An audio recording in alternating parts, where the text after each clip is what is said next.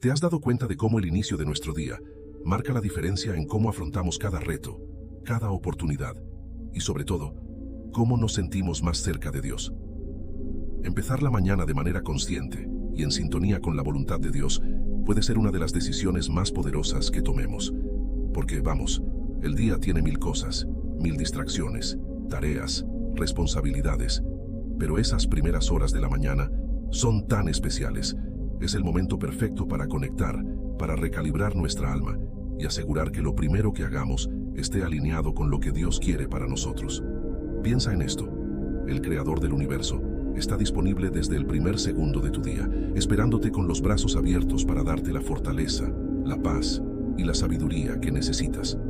No es solo un buen comienzo del día, es un principio que puede transformar la vida si realmente lo tomamos en serio. Porque a veces vivimos en una rutina constante, nos levantamos rápido, revisamos el celular, corremos de un lado a otro y dejamos que el tiempo se nos escape entre las manos sin darnos cuenta de que podríamos estar eligiendo un enfoque diferente. Imagina cómo sería el día si, en lugar de dejarnos llevar por el ruido, comenzáramos en quietud, con el corazón enfocado en lo que realmente importa, no en lo urgente, no en lo pasajero, sino en lo eterno. Por eso, hoy quiero hablarte de 10 hábitos mañaneros que, cuando los integramos en nuestra vida diaria, agradan a Dios y nos preparan para enfrentar el día de una manera totalmente diferente. Estos hábitos no son solo para mejorar nuestra productividad o para sentirnos mejor, sino que cada uno de ellos tiene el propósito de hacernos más fuertes espiritualmente, de anclarnos en nuestra fe y demostrarle a Dios que en cada momento, incluso al despertar, Él es nuestra prioridad. Vamos a explorar juntos cada uno de estos hábitos, entendiendo cómo y por qué agrada a Dios que los adoptemos, porque más allá de una rutina, estos son momentos que podemos dedicar a algo mucho más grande que nosotros mismos. Esas pequeñas acciones, esos gestos de fe y devoción, son una manera de decirle a Dios: aquí estoy y quiero comenzar este día contigo. Vamos a tomar conciencia de lo que significa cada uno y de cómo su poder puede elevar no solo nuestras mañanas, sino también cada aspecto de nuestra vida. Empecemos. Primer hábito: comenzar el día con una oración sincera y profunda. Quiero que pienses por un momento en el poder de la oración. No hablo de cualquier oración, ni de esas palabras que decimos rápido mientras seguimos con el día. Me refiero a una oración sincera, profunda, que salga del corazón y que se convierta en una conversación real con Dios. Porque al final, eso es lo que Él desea de nosotros, que le hablemos con honestidad, con confianza y con un corazón dispuesto a escuchar. Imagínate despertar y lo primero que haces, antes de mirar el teléfono, antes de planear tu día, antes de poner un pie en el suelo, es cerrar los ojos, tomar un momento para respirar y decir: Señor, gracias. Porque solo el hecho de despertar ya es un regalo inmenso, y cuando empezamos el día agradecidos, algo cambia en nuestra perspectiva. La oración de la mañana no solo debe ser una lista de peticiones, aunque claro, Dios escucha todas nuestras necesidades, pero más que nada es un momento para entregarle a Él el control de nuestro día. Entonces, ¿cómo hacer de esta oración un hábito que realmente agrade a Dios? Lo primero es ser intencionales. Tal vez al principio nos cueste un poco, porque estamos acostumbrados a levantarnos rápido, a veces con la mente ya llena de pendientes, pero aquí es donde la intención hace toda la diferencia. Dedica unos minutos a abrir tu corazón, a poner en manos de Dios cada reto, cada plan, y a pedir su guía. Puedes incluso decir algo como: Dios, no sé lo que este día traerá, pero quiero que seas mi fuerza, mi guía, que cada cosa que haga sea agradable a ti. Y otra cosa importante: hablar con Dios no es solo para pedir, también es para escuchar. A veces, en el silencio de esos momentos, Dios nos da una paz que ninguna otra cosa en el mundo podría darnos. Es como si dijéramos: Dios, aquí estoy, háblame. Ese pequeño acto de detenernos y escuchar puede ser el momento en que recibimos una idea, una respuesta o simplemente la calma que nos hace falta. Este hábito de orar con sinceridad cada mañana tiene un impacto profundo, no solo en nuestro día, sino en nuestra relación con Dios. Nos recuerda que no estamos solos, que no llevamos las cargas por nuestra cuenta. Es como empezar el día en compañía del mejor amigo que podríamos tener, alguien que nos entiende y nos apoya en cada paso. Porque Dios es eso, y mucho más. Es nuestro amigo fiel, nuestro Padre, y el único que sabe exactamente lo que necesitamos, incluso antes de que nosotros lo sepamos. Así que empecemos con este hábito. cada mañana sin prisas, con calma y sinceridad. Y verás cómo poco a poco esa oración inicial transforma tu día y con el tiempo tu vida entera. Vamos a hacer que esa conexión con Dios sea el primer acto de cada día. Segundo hábito, leer un pasaje de la Biblia al despertar. Imagina que cada mañana puedes recibir un mensaje personal de Dios. Suena poderoso, ¿verdad? Pues eso es exactamente lo que ocurre cuando abrimos la Biblia. La palabra de Dios es un recurso tan cercano y accesible, pero a veces, en la velocidad del día a día, olvidamos lo profundo que puede ser empezar nuestro día con su mensaje. Es como recibir una guía, una inspiración o incluso una corrección que nos prepara para enfrentar lo que sea que venga en las próximas horas. ¿Por qué leer la Biblia en la mañana? Porque es en esos primeros momentos del día cuando nuestra mente está más receptiva, más tranquila. Antes de que empiecen las notificaciones, los correos, las preocupaciones del trabajo o la escuela, es el momento perfecto para llenarnos de esa verdad que nunca falla. La Biblia es una fuente inagotable de sabiduría y promesas que nos pueden dar fuerzas para cualquier desafío. Y si empezamos el día alimentando nuestra mente y corazón con ella, estamos más equipados para todo lo que venga después. Y no tiene que ser un capítulo entero o una lectura extensa. A veces, un solo versículo puede ser suficiente para transformar nuestra perspectiva. Por ejemplo, imagina que en una mañana abres el Salmo 23 y lees: «El Señor es mi pastor, nada me faltará». Esas pocas palabras, tan profundas y llenas de promesa, pueden acompañarte durante todo el día, recordándote que no importa lo que pase, Dios tiene el control y está cuidando de ti. O quizás lees Filipenses 4:13, «Todo lo puedo en Cristo que me fortalece». ¿Cómo no enfrentar el día con más confianza después de leer algo así? Si hacemos esto cada día, con constancia y dedicación, nuestra relación con la palabra se va fortaleciendo. Comenzamos a entender más, a ver las historias, los consejos y las promesas de Dios como algo que nos habla directamente a nosotros. Y poco a poco, ese momento de lectura se convierte en algo que esperamos con ansias, en algo que nos da paz y claridad. A veces, cuando estamos perdidos o tenemos preguntas, es precisamente en la Biblia donde Dios nos responde. Es como si cada pasaje que leemos nos diera una pieza de sabiduría, una chispa de inspiración que necesitamos justo en ese momento. Y más que eso, estamos diciéndole a Dios que valoramos su palabra, que queremos aprender de Él y entender su voluntad. Así que, te animo a que cada mañana, al despertar, tomes unos minutos para leer un pasaje. Puede ser algo que ya tengas en mente, o simplemente abrir la Biblia y dejar que Dios te guíe hacia lo que Él quiere decirte hoy. Con el tiempo, verás cómo esas pequeñas lecturas se convierten en grandes bendiciones para tu vida. Hagamos de la lectura bíblica matutina una parte fundamental de nuestras mañanas. Tercer hábito: agradecer a Dios por 3 cosas específicas. ¿Te has dado cuenta de lo fácil que es olvidarnos de lo bueno que tenemos cuando la rutina o los problemas ocupan toda nuestra mente? A veces nos despertamos y ya estamos pensando en lo que nos falta, en lo que nos preocupa o en las cosas que quisiéramos que fueran diferentes. Pero, ¿qué pasaría si dedicamos un momento de nuestras mañanas a agradecer, de corazón, por 3 cosas específicas que tenemos en nuestra vida? Este hábito de gratitud no es solo una práctica positiva, sino que realmente transforma nuestro enfoque y nos conecta profundamente con Dios. Porque cuando agradecemos, no estamos simplemente diciendo gracias de manera automática, estamos reconociendo que cada cosa buena que tenemos viene de Él. La Biblia misma nos recuerda que toda buena dádiva y todo don perfecto desciende de lo alto. Santiago 1:17. Y cuando reconocemos eso, nuestros corazones se llenan de paz. Y la clave está en ser específicos. En lugar de decir simplemente gracias por todo, vamos a pensar en 3 cosas concretas. Por ejemplo, podrías agradecer a Dios por la salud que tienes, por un techo donde vivir, o incluso por esa persona especial en tu vida que te apoya en los momentos difíciles.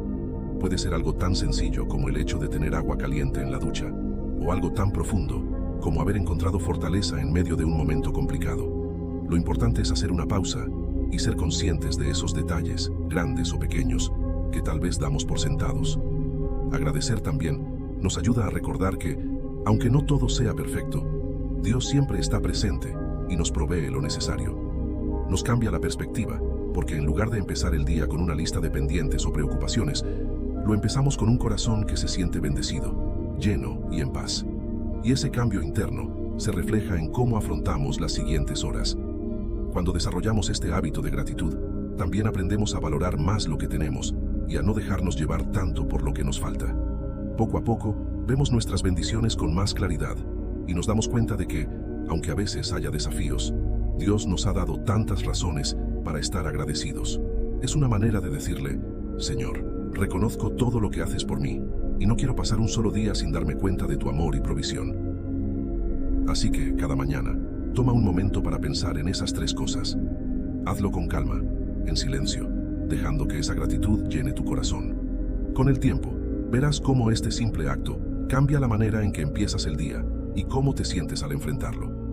Hagamos de la gratitud un pilar fundamental en nuestras mañanas. Cuarto hábito: dedicar un momento a meditar en silencio. Imagina esto: la casa aún está en silencio. Apenas empieza el día y tú tienes la oportunidad de dedicar unos minutos a estar en completa calma, sin prisa, sin distracciones, solo tú y Dios. Este hábito de meditar en silencio es una invitación a hacer una pausa, a estar quietos y escuchar lo que Dios quiere hablar a nuestro corazón en esos primeros momentos del día. Meditar en silencio no es otra cosa que darle espacio a Dios en nuestra mente y en nuestro ser. Es el momento de apagar todo el ruido exterior y también el ruido interior, esos pensamientos que a veces no nos dejan en paz. La Biblia nos recuerda: estad quietos y conoced que yo soy Dios. Salmo 46:10. Esta quietud, este silencio, es un acto de confianza, es decirle a Dios: confío en que tú eres el que lleva el control, y en este momento me entrego totalmente a ti. ¿Qué quiso decir Jesús cuando dijo: nunca te conocí, apártate de mí? Jesús dijo: entonces les diré claramente: nunca te conocí, apártate de mí, practicantes del mal. Mateo 7:23. El mensaje más famoso de Jesús, el Sermón del Monte, se centraba en el corazón de sus oyentes. Dirigió a sus discípulos como la audiencia. Puede parecer inusual escuchar que incluso nuestro Señor omnisciente admite no conocer algo o a alguien. Sin embargo, Jesús se refiere a un tipo de conocimiento relacionado con relaciones personales, en lugar de conocimiento intelectual. Conforme Jesús concluye su Sermón del Monte, ofrece una advertencia final sobre la verdadera fe. Según Jesús, habrá falsos profetas cristianos que se disfrazarán de individuos inofensivos. Mateo 7:15, Biblia ampliada. Cuidado con los falsos profetas, maestros que vienen a ti vestidos de ovejas, aparentando ser amables e inocentes, pero internamente son lobos voraces. Aunque usen lenguaje religioso y muestren poder, en realidad no pertenecen al Señor. Aunque alguien parezca cristiano ante los demás, aún puede ser considerado malhechor por Dios y ser apartado de su presencia, según se declara en el versículo 23. Solo aquellos que siguen la voluntad de Dios y son reconocidos por Él podrán entrar en el cielo. Lo importante no es que nosotros conozcamos a Dios hasta cierto punto, sino que Dios nos conozca. Como explicó Pablo, el que ama a Dios es conocido por Dios. El Señor cuida de su rebaño como un pastor. Isaías 40:11. Y sabe quiénes son sus ovejas. Juan 10:14. Yo soy el buen pastor, y conozco sin duda alguna a aquellos que son míos, y los míos me conocen, y tienen una relación personal profunda conmigo. Aquellas palabras sombrías: nunca te conocí, apártate de mí, practicantes de la iniquidad, muestran que Jesús es de hecho omnisciente. No los conocía en el sentido de que los conocería si fueran sus seguidores, pero conocía sus corazones. Estaban llenos de iniquidad. La condena de Isaías a la hipocresía encaja bien en este grupo. Este pueblo se acerca a mí con su boca y me honra con sus labios, pero sus corazones están lejos de mí. Isaías 29:13. Los malhechores que Jesús no conoce son falsos cristianos y falsos maestros. Apocalipsis 22:15.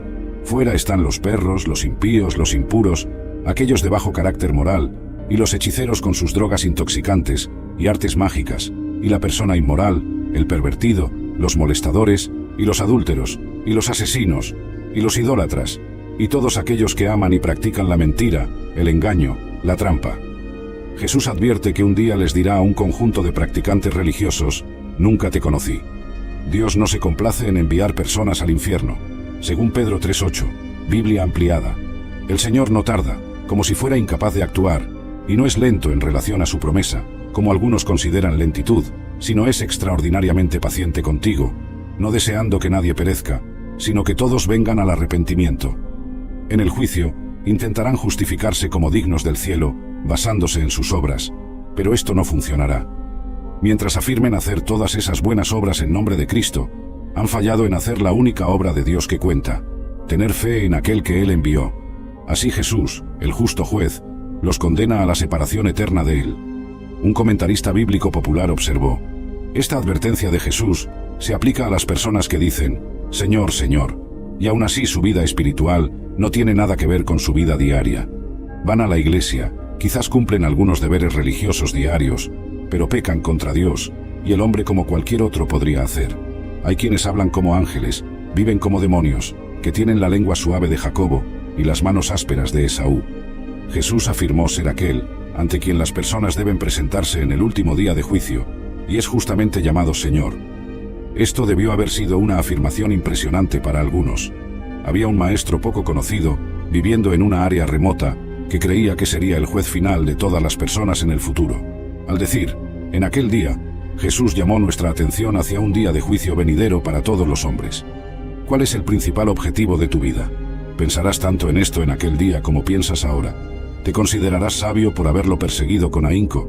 ¿Imaginas que puedes defenderlo ahora, pero serás capaz de defenderlo entonces, cuando todas las cosas en la tierra y en el tiempo se habrán desvanecido en la nada? Spurgeon: Señor, Señor, ¿no profetizamos en tu nombre? Las personas de quienes Jesús habló aquí tenían logros espirituales impresionantes. Profetizaron, expulsaron demonios e hicieron muchos milagros. Aunque estas cosas son grandes, no tienen valor sobre la genuina comunión y conexión con Jesús. Significativamente, incluso hacían estas cosas en nombre de Jesús, pero nunca realmente tuvieron una relación de amor y comunión con Jesús. Leemos: nunca te conocí, apártate de mí, practicantes de la ilegalidad. Al final, la salvación se basa en conocer a Jesús y ser conocido por Él, en lugar de solo confesar verbalmente o depender del trabajo espiritual. Es nuestra conexión con Él por el don de la fe, que Él nos da, lo que garantiza nuestra salvación. Conectados a Jesús, estamos seguros. Sin conexión con Él, todos los milagros y grandes obras no prueban nada. ¡Qué palabra tan terrible! ¡Qué separación tan terrible! Apártate de mí, de Jesús mismo, a quien proclamaste en unión con quien solo la vida eterna puede ser encontrada. Pues, unidos a Cristo, todo es cielo; separados de Él, todo es infierno. Jesús es el juez, las llaves están en sus manos. Apartarse de Cristo es el propio infierno del infierno. Es la base de toda la miseria de los condenados, ser cortado de toda esperanza de beneficio de Cristo y su mediación. La verdadera fe en Cristo se prueba por la obediencia a la voluntad del Padre. Simplemente decir, Señor, Señor, y reclamar la creencia no es suficiente. También es necesario seguir y obedecer los mandamientos del Señor. Es posible adquirir un léxico religioso, memorizar versículos de la Biblia y himnos religiosos, pero aún así, fallar en seguir la voluntad de Dios. Aquellos que son verdaderamente nacidos de nuevo, tienen el Espíritu de Dios viviendo dentro de ellos. Con la ayuda del Espíritu Santo, son capaces de entender y seguir la voluntad del Padre. Romanos 8:9, versión Nueva King James. Pero ustedes no están en la carne, sino en el Espíritu, si es que el Espíritu de Dios habita en ustedes. Ahora, si alguien no tiene el Espíritu de Cristo, él no es de él. El amor de Dios en sus corazones los motiva a obedecer a Dios y servir a los demás. Romanos 5:5, versión Nueva King James. Ahora la esperanza no decepciona, porque el amor de Dios ha sido derramado en nuestros corazones por el Espíritu Santo, que nos ha sido dado. Una vez que la puerta está cerrada, nunca se abrirá de nuevo. Sin embargo, algunas personas se aferran a la esperanza de que la puerta pueda abrirse de nuevo, pero no hay nada en las Escrituras que justifique tal expectativa. Por lo tanto, todo aquel que escucha estas palabras mías y las practica, será como un hombre sabio, perspicaz y sensato, que construyó su casa sobre la roca. Y la lluvia cayó, las inundaciones y torrentes vinieron, y los vientos soplaron y golpearon contra aquella casa. Sin embargo, no cayó porque había sido fundada sobre la roca.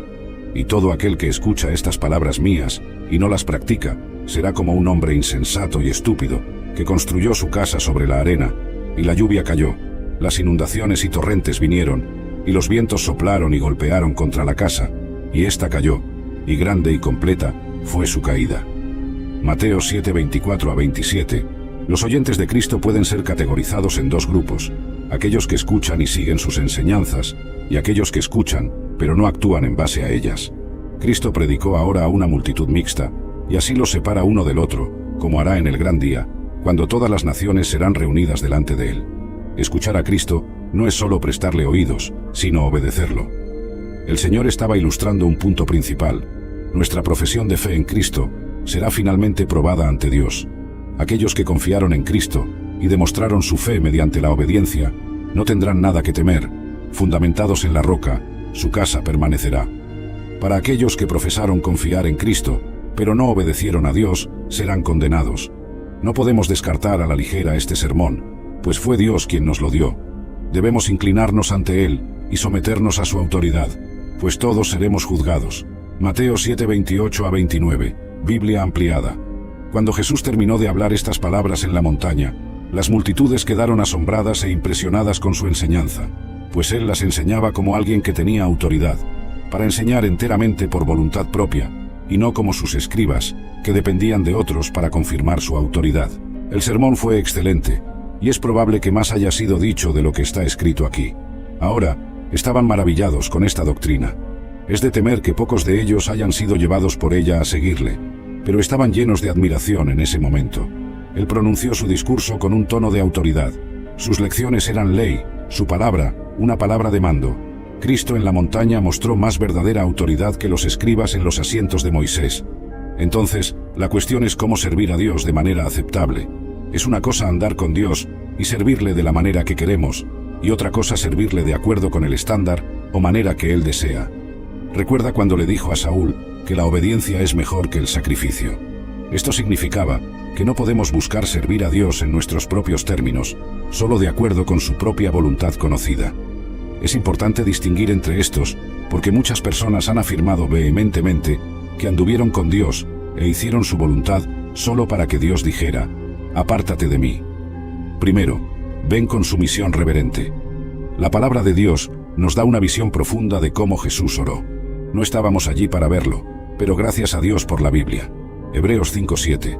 En los días de su vida terrenal, Jesús ofreció tanto peticiones específicas como súplicas urgentes por lo que él necesitaba con fervoroso llanto y lágrimas, a aquel que siempre fue capaz de salvarlo de la muerte. Y fue oído debido a su sumisión reverente a Dios, su ausencia de pecado y su determinación infalible de hacer la voluntad del Padre. Nos es dicho por qué Dios siempre escucha las oraciones de su Hijo. Dice que Jesús fue oído debido a su sumisión reverente. ¿Cómo demostramos esa sumisión reverente? Hebreos 5:7 se refiere al tiempo en que Jesús oró en el jardín de Getsemaní, y esta es la descripción de lo que sucedió en ese momento. La sumisión reverente, por lo tanto, consiste en decir al Padre: no como yo quiero, sino como tú quieres, hágase tu voluntad. Consiste en renunciar a nuestra propia voluntad y aceptar la voluntad de Dios. Jesús nos dio una oración para usar como modelo. Es, por supuesto, lo que llamamos la oración del Señor. En parte de esta oración, incluyó este mismo principio. Nos enseñó a orar: venga tu reino, hágase tu voluntad, en la tierra como en el cielo. Al acercarte a Dios necesitas decir: hágase tu voluntad. Estas simples palabras significan que estás diciendo: si mi voluntad no está alineada con la tuya, entonces pongo de lado mi voluntad. Estás diciendo: cuando nuestras dos voluntades entren en conflicto, deja que la tuya prevalezca. En segundo lugar, sé genuinamente dedicado a Dios. La dedicación habla de un compromiso del corazón, que no se desconecta ni desanima fácilmente. Según Crónicas 15:14-15, además, hicieron un juramento al Señor con voz alta, con gritos, trompetas y con cuernos. Todo Judá se alegró con el juramento, pues juraron con todo su corazón, y lo buscaron con celo, y permitieron que él fuera encontrado. Entonces el Señor les dio descanso de todos los lados. Es esencial ver que lograron su descanso después de su genuina dedicación a Dios, de la misma manera que podemos encontrar verdadero descanso cuando elegimos ser verdaderamente dedicados a Dios. Cuando somos verdaderamente dedicados a Dios, naturalmente disfrutamos de su protección, y ese compromiso absoluto del corazón le agrada. Cuando somos verdaderamente dedicados, es natural llevar su presencia y, por lo tanto, ver sus manifestaciones sobrenaturales. La verdad es que algunas personas que son llamadas por el nombre de Dios, porque son frecuentemente vistas en su casa, tienen corazones que están tan lejos del Dios vivo. En tercer lugar, debemos ser sacrificiales en nuestro caminar y trabajar con Dios.